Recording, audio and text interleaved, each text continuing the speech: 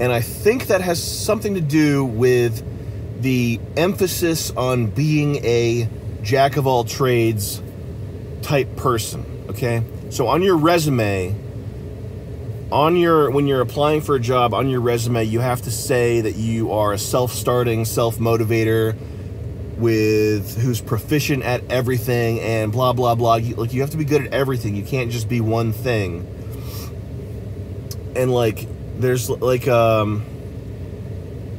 don't know if I can put this together on the fly like this good enough for it to make sense to anyone, but I'm hoping that you have a hunch what I mean. Like, CrossFit, you have to be good at, like, everybody's got to be good at selecting wine and, like, knowing that this type of did you actually know that this type of running and yoga is bad for you and you should actually do this type of running and yoga? Like that obnoxious, like, Reddit tier blog post general knowledge. Like, you have to have little pieces, and I think that might be a New York City or a big city type thing, where it's like you have to just be constantly impressing people with what a know-it-all faggot you are. Like, but anyway, I think that has something to do with this like desire to be competent at everything.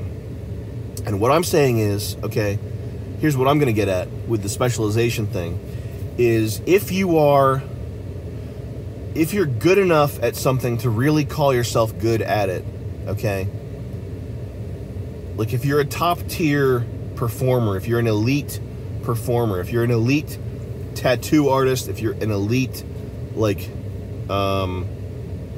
computer science person, like, if you're really good at something, the chances that you'll be good enough at the other pieces of your life to warrant, like, doing it yourself or wasting time on thinking about it yourself, the chances that you'll be good at all those things is very low. Like, if you're really good at, like, computer code, you're probably not gonna be the best at, like, picking out a car that makes sense for you and, like, getting the best price on it. You know what I mean? Like, you're not gonna. It wouldn't make sense for you to, like, change your own timing belt unless it's something that makes you happy. And people who, and this is not going to be nice. If right now you're saying to yourself, hey, he doesn't expect the guy to be able to change his own timing belt? You can't change your timing belt. What are you, a woman? No, he's not a woman. He's a computer programmer who makes a lot more money than you. Like, get rid of that attitude, man. Like, don't be like that, because it shows that you're, like, that you don't have a thing that you're elite at that makes you any money. Because if you were an elite auto mechanic, you hopefully would understand, like, why people need auto mechanics. It's because they don't have fucking time or the mental energy to change their own timing belts on their own. But I think I failed to really nail that one in a way that is, like, compact. Here's a way of looking at it. So there's people who are very broad. Okay, imagine a thin, like, swimming pool, a huge thin swimming pool, right? It's very impressive. Okay, people who know this wine is actually better than this wine. Like, that's the most inane thing possible, knowing about wine. Can you imagine anything more fucking inane? This wine right here is better than this wine. Jump off a rooftop. Oh my God, man. This wine is actually better than this wine. Holy shit. You have no dick. They actually make this wine out of...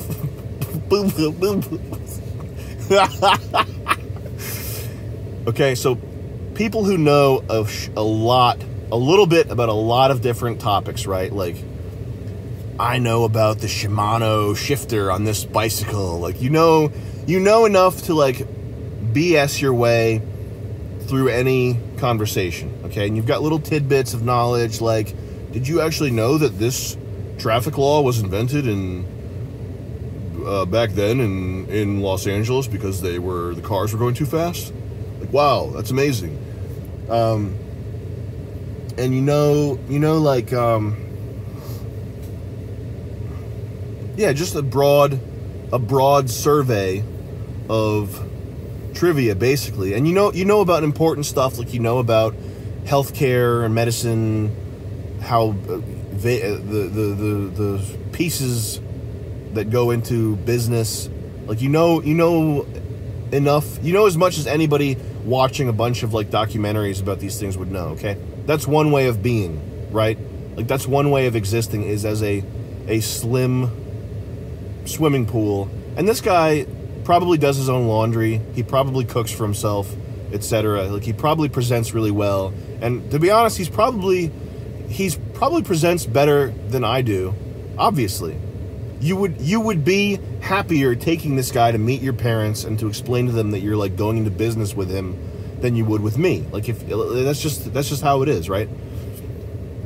And then another way of being that I think is more interesting, and I think you make more money doing this, is by being very narrow and having an immense depth of almost obsession, or actually obsession, in one area, okay?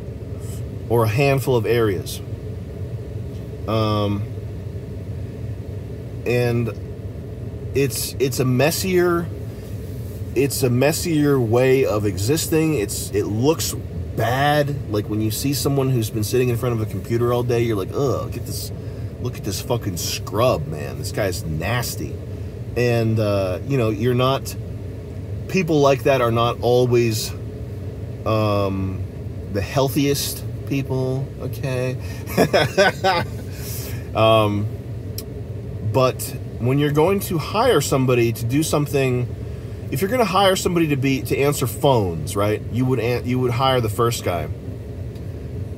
And when I say hire, I'm not just talking about like corporate 9-to-5 hiring. I'm talking about just making money in general. Like if the thing that you need, if the way you're trying to make money, if the thing that you're trying to get done is like looking good and answering a phone, then yes, like the guy that knows how to talk about wine is better.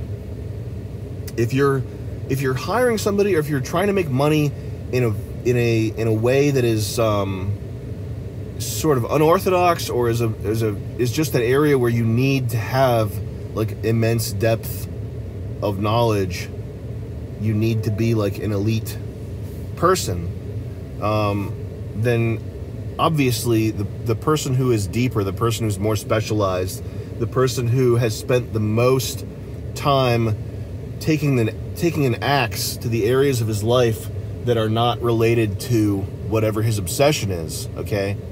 And that's what it is. It's taking an axe to the parts of your life that are not related to your obsession.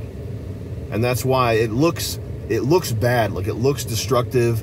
Your like loved ones, like your family members will not understand when you do that. Like you're neglecting to do this. Why? This makes sense. And meanwhile, you're like, it's because I wanted to read 10 articles about it. Like it's not a good look. Like this does not polish up nicely.